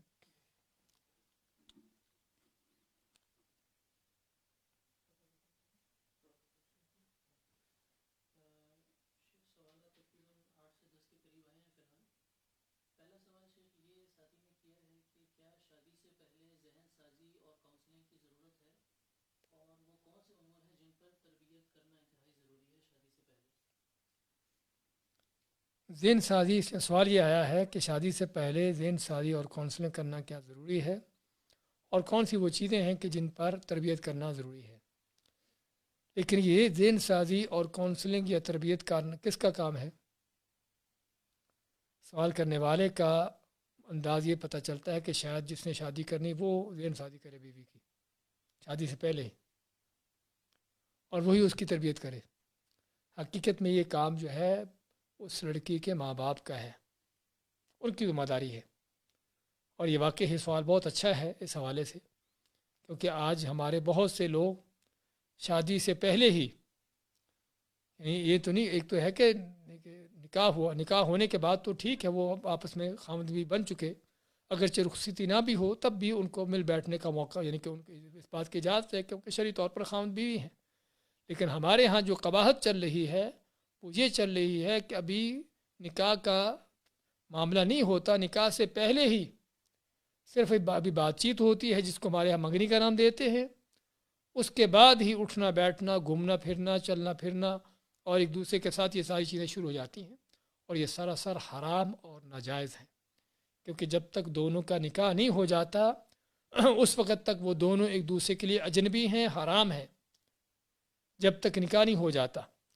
اس لیے ہمارے ہاں یہ بات، بلکہ یہ صرف ہمارا نہیں بلکہ یہ بھی کافروں کے کلچر ہیں جو ہمارے ملکوں میں، ہمارے معاشروں کے اندر آئے ہیں، کہ کافروں کے کلچروں میں یہی ہے کہ نکاح سے پہلے جس سے نکاح کرنے کا پروگرام ہے اس کے ساتھ کچھ دن بلکہ مہینے بلکہ بعد کا سال گزرتے ہیں، اور کس لیے کہ تاکہ ایک دوسرے کے ذہن کو اچھی طرح دیکھ لیا جائے، اور پھر اس کے بعد جو ہے نکاح شادی کا آگے پروگرام چلایا جائے۔ تو حقیقت میں اسلام کے اندر اس چیز کا کوئی نہ تو اجازت ہے اور نہ ہی اس کا تصور ہے کہ جب تک نکاح نہیں ہو جاتا اس وقت تک کوئی لڑکا لڑکی یا کوئی مرد عورت جو ہیں ان کے ایک دوسرے کے ساتھ ایسے تعلقات ہوں. اس لیے تربیت کا کام جو ہے ماں باپ کی ذمہ داری ہے. لڑکا ہو یا لڑکی ہو ان کا واقعی سے ان کا فرض بنتا ہے کہ ان کی تربیت کریں، حتیٰ کہ نکاح شادی کے معاملات کے حوالے سے بھی ان کی تربیت کریں. اور خصوصاً لڑکیوں کے حوالے سے ماں باپ کی بہت بڑی ذمہ داری ہے کہ ان کی تربیت کریں کہ کل انہوں نے ماں باپ کے گھر سے نکل کر دوسرے گھر میں جانا ہے اور وہاں پر جا کر ان کو کس طریقے سے رہنا ہے، کس طریقے سے ان کی باتوں کو برداشت کرنا ہے، ان کے ساتھ معاملات چلانے ہیں.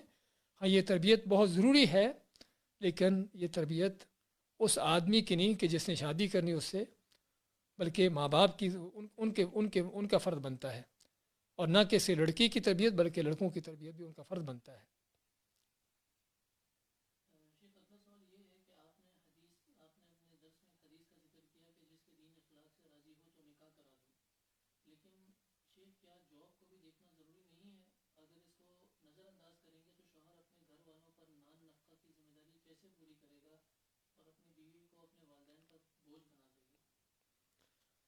جی ہاں، جو ہم نے بات کی تھی کہ بعض اوقات ہمارے ہاں بہت بڑی رکاوٹ جو بنی رہتی ہے کہ ابھی تک لڑکا کام نہیں کرتا یا جاب نہیں کرتا یا اس طرح کی چیزیں، تو اور صرف دین کو دیکھا جائے. دیکھیے یہ چیزیں جو ہیں اسلام نے ہم جہاں تک دیکھتے ہیں ان چیزوں کا کوئی معیار مقرر نہیں کیا. اور جہاں تک یہ کہا جاتا ہے کہ لڑکا بوجھ بن جائے گا، ہاں بوجھ بنتا ہے، بعض اوقات واقعی بوجھ بن جاتے ہیں کہ جب لڑکا جو ہے وہ واقعی کسی کام کے قابل نہیں ہوتا. بعض اوقات لڑکا ابھی یعنی کہ اس کے ذہن ابھی کمزور ہے، ابھی کام کے لائق نہیں، اپنے قدموں پر جس کو کہتے کھڑا ہونا ابھی اس لائق نہیں ہوتا. تو اگر اس کا نکاح کر دیا جائے تو اور ماں باپ کے پاس کوئی اس کے کام کے حوالے سے بھی کوئی بہتر موقع نہ ہوں تو پھر واقعی بعض اوقات بوجھ بن جاتا ہے. لیکن اگر وہ سمجھدار ہو، عقل مند ہو اور واقعی ہنرمند ہو تو پھر عام طور پر یعنی اللہ تعالیٰ کا وعدہ بھی ہے اور قدرت یعنی کہ طبی طور پر بھی اگر ہنرمند ہے تو اس کو کوئی نہ کوئی ایسے جاب کا کام مل جاتے ہیں کہ جس سے وہ اپنے گھر کے نفقے چلا لیتا ہے. لیکن یہاں پر ہم کہیں گے کہ ایسے حالات میں ماں باپ کو چاہیے کہ وہ اس کا حتی الامکان تعاون کریں، حتیٰ کہ اپنے قدموں پر کھڑا ہو، یعنی کہ نکاح کرنے کے بعد ہو یا نکاح سے پہلے ہو تو اس کو حتی الامکان سے تعاون کرنے کی اس کی کوشش کریں کہ تاکہ اپنے قدموں پر کھڑا ہو اور تاکہ اپنے گھر کے نفقے کو چلانے کی خود ذمہ داری سنبھال سکیں.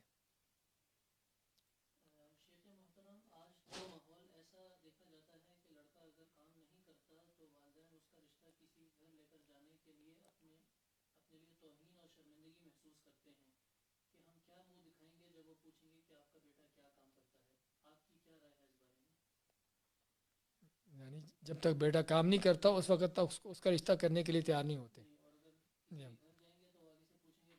بیٹا کیا کام کرتا ہے؟ ہاں یہ سوال جو انہوں نے کیا ہے کہ اگر بیٹا کام نہیں کرتا تو اس کا کسی سے رشتہ طلب کرتے ہوئے بھی شرم محسوس کرتے ہیں کہ کسی سے رشتہ طلب کریں گے تو آگے سے سوال یہی کریں گے بیٹا کام کیا کرتا ہے.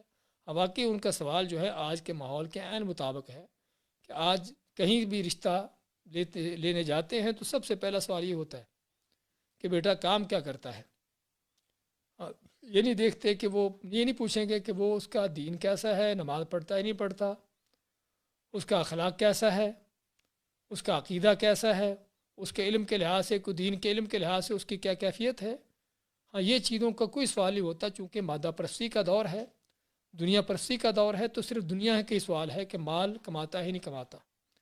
جیسے کہ بیٹی کا رشتہ مال کے ساتھ ہو رہا ہے، حقیقت میں دوسرے الفاظ کے ساتھ کہ بیٹی کا رشتہ مال کے ساتھ ہو رہا ہے اور حقیقت میں مال کے ساتھ نہیں، وہ بھی دوسری طرف بھی مال ہی کے مطالبے ہوں گے جس طرح ہم اگلے درس میں ذکر کریں گے. اصل میں دونوں طرف سے قباحتیں ہیں کہ جو یہ سوال کریں گے نا بیٹا کرتا کیا ہے، ان کو بھی یہ ہوتا ہے کہ ہم نے بھی بیٹی کو رخصت کرتے ہوئے کتنا جہیز دینا ہے اور ادھر سے بھی لسٹ ان کے سامنے آنے والی ہے، بیٹے کی طرف سے بھی لڑکوں کی طرف سے بھی. تو خیر کہنے کا مقصد جب یہ قباحتیں عام ہیں معاشرے کے اندر تو ایسے سوالات پیدا ہونا کوئی بڑی بات نہیں ہے. یہ سوالات پیدا اس لیے ہوتے ہیں کیونکہ دونوں طرف سے قباحتیں موجود ہیں. لڑکے والوں سے بھی سوال کیا جاتا ہے کہ لڑکا کیا کرتا ہے, اور لڑکی والوں سے بھی سوال کیا جاتا ہے کہ لڑکی کے پاس کیا ڈگریاں ہیں. اور پھر یہ بھی دیکھا جاتا ہے کہ لڑکی جہیز کیا لے کر آئے گی وہاں پر. تو اس لیے یہ بات ایک طرف سے نہیں, بات دونوں طرف سے ہی ہے. لیکن یہ دونوں طرف سے جو بھی کچھ ہے یہ سبھی شیطانی ہتھ کنڈے ہیں کہ جو دین کے سراسر خلاف ہیں اور اسلام کے اس نکاح کے مقصد کے سراسر خلاف ہے.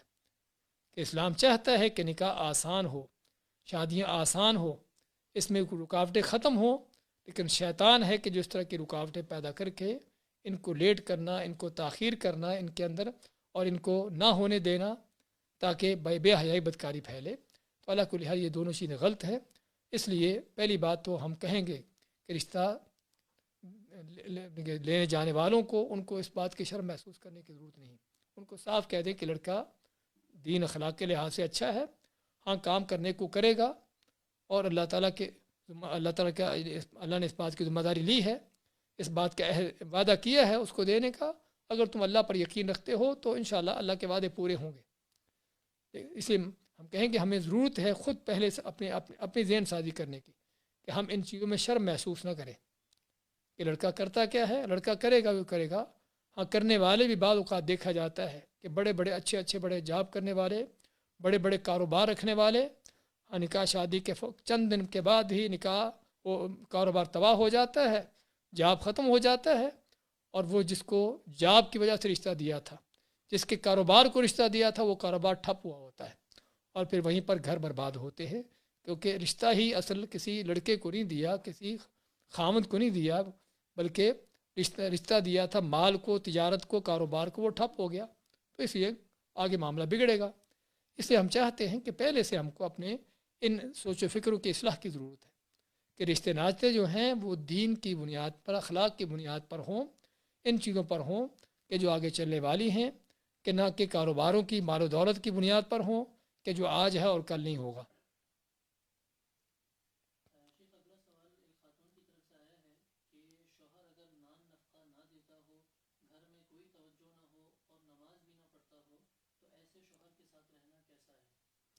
کسی خاتون نے سوال کیا ہے کہ شوہر اگر نفقہ نہ دیتا ہو, نماز بھی نہ پڑھتا ہو, تو ایسے شوہر کے ساتھ رہنا کیسا ہے. حقیقت میں یہ سوالات ہمارے آگے موضوعات آئیں گے خاوند بیوی کے حقوق کے حوالے سے, لیکن اشارتاً اس کا جواب دیتے ہیں کہ پہلی بات تو یہ ہے کہ سب سے نفقے سے بڑھ کر جو چیز ہے یہاں پر نماز کی ہے. کیونکہ نفقہ اگر خاوند نہیں بھی دیتا, عورت برداشت کر لیتی ہے اور گزارا کر لیتی ہے, تو تب بھی اس کو حق ہے اور کر سکتی ہے. لیکن نماز نہ پڑھنا یہ وہ جرم ہے کہ جس میں خامد بیوی کسی کو ذاتی طور پر اختیار نہیں کہ دوسرے کے اس جرم کو برداشت کرے. یہ اللہ کا حق ہے, کسی بندے کا حق نہیں کہ اس کو چھوڑ دے, اس کو نظر انداز کر دے. اس لیے اگر خامد یا بیوی کوئی بھی دونوں میں سے نماز نہیں پڑھتا تو وہ قرآن و سنت کی روح سے کافر ہے, اس کو سمجھانے کی ضرورت ہے. اگر سمجھانے کے باوجود بات نہیں آتا تو ان دونوں کو ایک دوسرے سے الگ کرنے کی ضرورت ہے, کیونکہ وہ ایک رشتے نکاح میں نہیں رہ سکتے. لیکن جہاں تک نانفقے کی بات ہے تو اگر خامد کا فرض بنتا ہے نانفقہ, اللہ نے فرض کیا ہے الرجال قوامون علی النساء, کس وجہ سے, وبما انفقوا من اموالہم. اللہ نے ایک وجہ جو بیان کی قوامون ہونے کی, وہ کیا ہے کہ جو اپنے مال خرچ کرتے ہیں, تو اللہ نے مالی ذمہ داریاں سبھی کے سبھی خامد پر ڈالی ہیں. تو خامد کا فرض بنتا ہے کہ بیوی کے نانفقے کو, اس کی زندگی کی جو ضروریات ہیں کھانے پینے رہنے سہنے کے لحاظ سے, ان چیزوں کا انتظام کرے. اگر نہیں کرتا تو بیوی پھر اس سے مطالبہ کرے, مطالبہ کرنے کے باوجود نہیں دیتا, اس کا حق ہے کہ وہ کورٹ میں جا کر اس کے متعلق کیس کر سکتی ہے, اور پھر قاضی جو ہے اس سے زبردستی اس کا نفقہ نکلوائے, اور نہیں دیتا تو پھر اس کو طلاق بھی دلا سکتا ہے, اور جو ہے ایسے خاوند سے طلاق لے سکتی ہے جو اس پر خرچ نہیں کرتا. شرعی طور پر اس کو پورا حق ہے اس بات کا.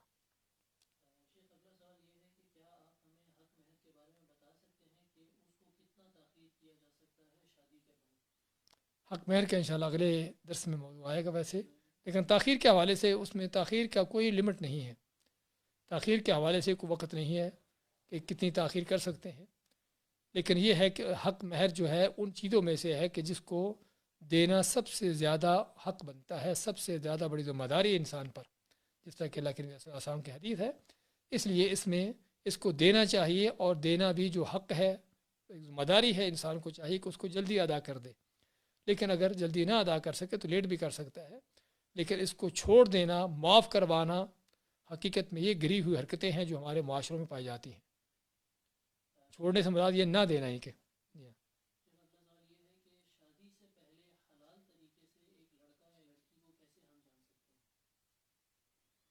حلال طریقے سے. سوال یہ ہے کہ ایک حلال طریقے سے لڑکا یا لڑکی ایک دوسرے کو، یعنی کہ ایک دوسرے کے بارے میں کیسے اس کو جان سکتے ہیں. اس کو جاننے کے مختلف طریقے ہیں.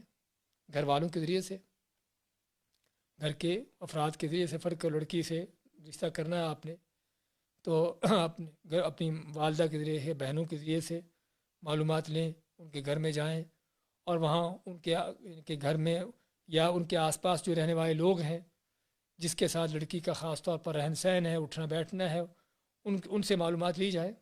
تو یہ چیزیں ہوتی ہیں. اللہ کے نبی صلی اللہ علیہ وسلم خود بھی صحابہ کو ان باتوں کی تعلیم دیا کرتے تھے. ہم ان شاء اللہ آگے ذکر کریں گے کہ نکاح شادی کے لیے ہمیں کن کن چیزوں کی مزید تعلیمات ہیں. تو اس میں ایک یہ بھی ہے کہ دیکھنا ہے لڑکے لڑکی کے دوسرے کو.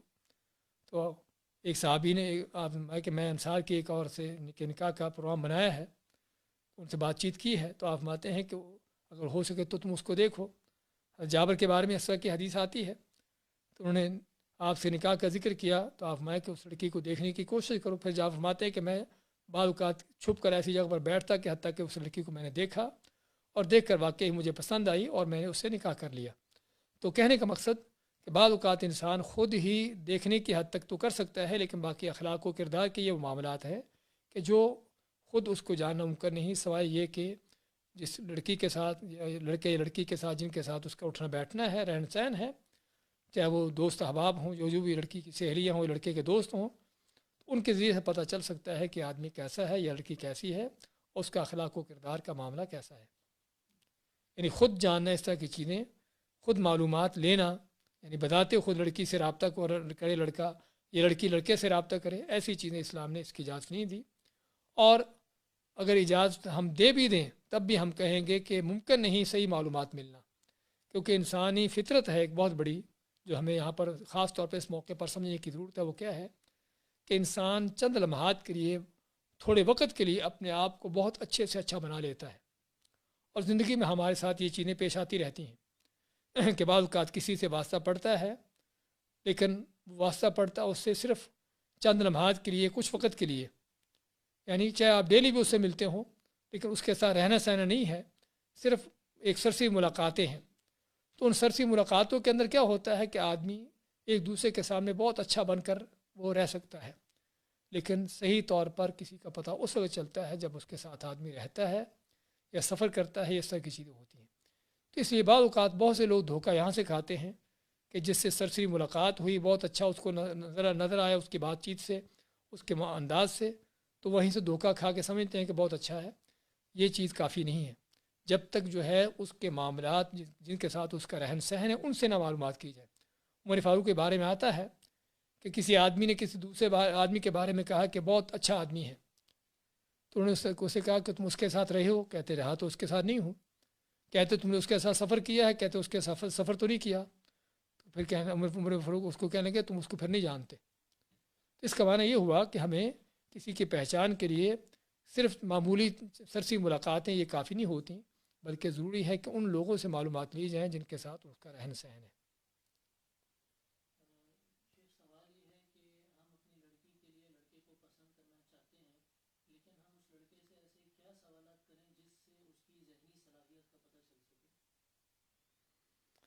سوال یہ ہے کہ لڑکے کو پسند کرتے ہیں لڑکی کے لیے، لیکن لڑکے سے کیا سوالات کریں کہ جس سے اس کی ذہنی صلاحیتوں کا پتہ چل سکے.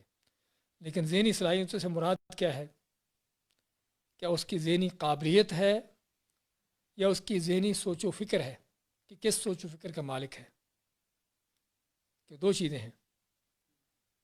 تو جہاں تک ذہنی قابلیت تو آپ جان سکتے ہیں کہ اس سے کوئی ایسے سوالات کریں کہ جس سے یعنی کہ جو فوری پتہ چلے کہ کس حد تک حاضر جواب ہے یا علمی لحاظ سے اس کی کیا معلومات ہیں، کیا اس کا نالج ہے. لیکن اس سے زیادہ ہمیں جن چیزوں کی ضرورت ہے وہ اس کی اخلاقی اور دینی لحاظ سے. کہ کس سوچ و فکر کا مالک ہے، کہ آگے اس کی کیا پلاننگ ہے، اس کی زندگی کا مقصد کیا ہے، وہ اپنی زندگی میں کیا کر کے جانا چاہتا ہے، کیا اس کی ترجیحات ہیں۔ ہاں، نکاح شادی کر کے بیوی کے ساتھ رہن سہن کے حوالے سے یا بیوی کو کس چیز پر چلانا چاہتا ہے، کیا صرف وہ گھر میں کھانا پکانے، کپڑے دھونے اور گھر کے کام کاج کی حد تک رہے گی، یا کہ اس کو اپنے ساتھ دین کے کام پر چلا کر کوئی اس رستے پر اس کو اپنے ساتھ چلائے گا تاکہ اس کو بھی اپنے ساتھ اس پر چلا کر کوئی دین کا کام کر سکے۔ سمجھے نا؟ تو اس طرح کے سوالات جس سے پتہ چل سکتا ہے کہ واقعی لڑکا جو ہے وہ کن سوچ و فکروں کا مالک ہے اور آگے چل کر اس سے کیا توقع کی جا سکتی ہے۔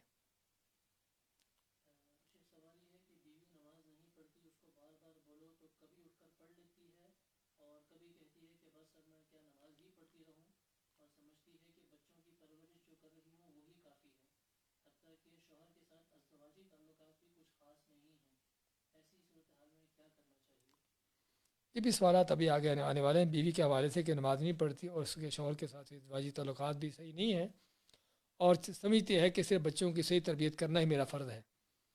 تو حقیقت میں پہلی بات تو ہم نے جس طرح نماز کے حوالے سے ذکر کیا تھا کہ نماز کا معاملہ عقیدے کا معاملہ ایسا ہے کہ جس میں کوئی کمپرومائز نہیں ہے، اس میں کوئی گنجائش نہیں ہے کہ اگر خاوند یا بیوی دونوں میں سے کوئی ایک نماز نہیں پڑھتا، اس کو سمجھایا جائے، بتایا جائے، نماز پڑھنے کے تیار ہوتے ہیں تو ٹھیک ہے، ورنہ اس سے الگ ہوا جائے۔ ایسی بیوی کو چھوڑنا فرض ہے۔ بے نماز بیوی قرآن و سنت کی روح سے کافر ہے، ایسی بیوی کو چھوڑنا فرض بنتا ہے۔ اور جہاں تک ازدواجی تعلقات تک کا معاملہ، واقعی یہ بھی اس کی غلطی ہے بہت بڑی، اور خاوند کا حق ہے اس سے اس چیز کا مطالبہ کرنا، اس کی اصلاح کرنا، اور اگر وہ یہ چیزیں کرنے کے لیے تیار نہیں ہوتی تو اللہ تعالیٰ نے انہی بیویوں کے بارے میں فرمایا ہے کہ جو نشوز کرتی ہیں، ناشز ہوتی ہیں، خاوند کی نافرمان ہوتی ہیں بدزبان ہونے کے انداز سے یا حقوق ادا نہ کرنے کے حوالے سے، تو پھر اسلام نے جو حکم دیا ہے ان کو واضح نصیحت کرنے کا، ان کو سمجھانے کا، ان سے بستروں سے الگ ہونے کا، یا ہلکی پھلکی مار پیٹ، اور جب یہ چیزیں کارآمد نہ ہوں تو پھر جو ہے حتیٰ کہ خاندان کے جو کوئی اچھے سرکردہ لوگ ہوں، سمجھدار لوگ ہوں، ان کے ذریعے سے معاملے کو سمجھانے کی، سلجھانے کی، تو یہ چیز ہوتی ہے۔ لیکن یہاں پر بات جو ہے وہ نماز کی ہے جس میں کوئی کمپرومائز نہیں ہے۔ اگر بیوی نماز پڑھنے کے تیار نہیں ہوتی تو پھر ایسی بیوی کے ساتھ رہنا جائز نہیں ہے۔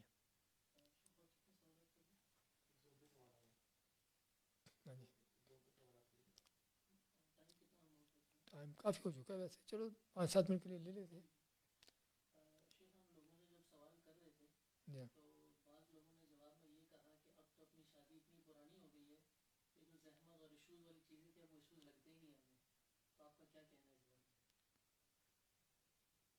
یعنی کہ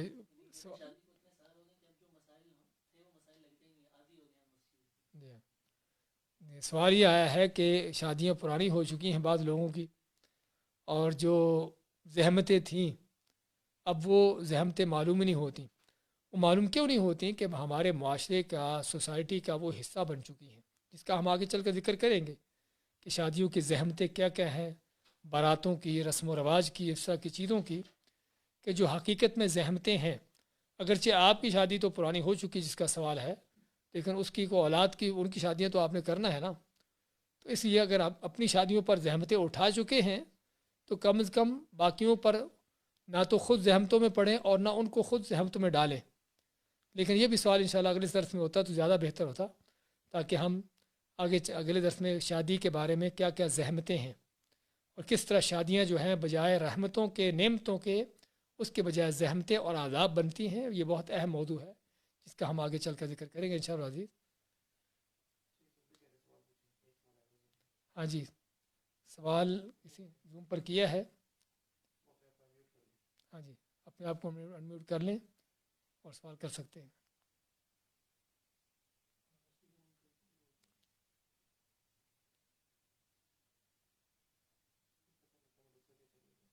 چلیے چلیے پھر ٹھیک ہے، پھر اسی پر اکتفا کرتے ہیں۔ ہاں بول رہے ہیں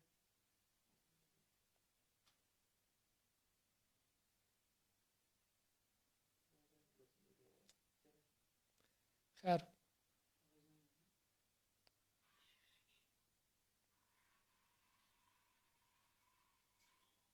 آواز کے سمجھ نہیں آ رہی. نیٹ کا مسئلہ ہے. خیر انشاءاللہ اگلے ہمارے پروگرام اسی پر چلیں گے ٹاپک پر. جس طرح ہم نے بتایا کہ اگلا آنے والا درس جو ہے شادیاں کس طرح زحمتیں اور آداب بنتی ہیں، تو اس حوالے سے جو سوالات ہوں گے، اور ہم چاہیں گے بلکہ کہ سوالات جو ہیں ہمیشہ موضوع سے متعلقہ ہوں، تاکہ وہ چیزیں کہ جو ہم نے ڈسکس کی ہیں وہ تو ہیں، اور اس کے علاوہ سوالات کی شکل میں بہت سی ایسی چیزیں ہیں کہ جو جس سے لوگوں کے مسائل اس میں سامنے آ جاتے ہیں. تو اللہ تعالیٰ ہم سبھی کے شادیوں کو، ان چیزوں کو رحمتیں بنائے، نعمتیں بنائے، نہ کہ زحمتیں اور عذاب بنائے. بارک اللہ فیکم و جزاکم اللہ خیر و صلی اللہ وسلم علی نبینا محمد.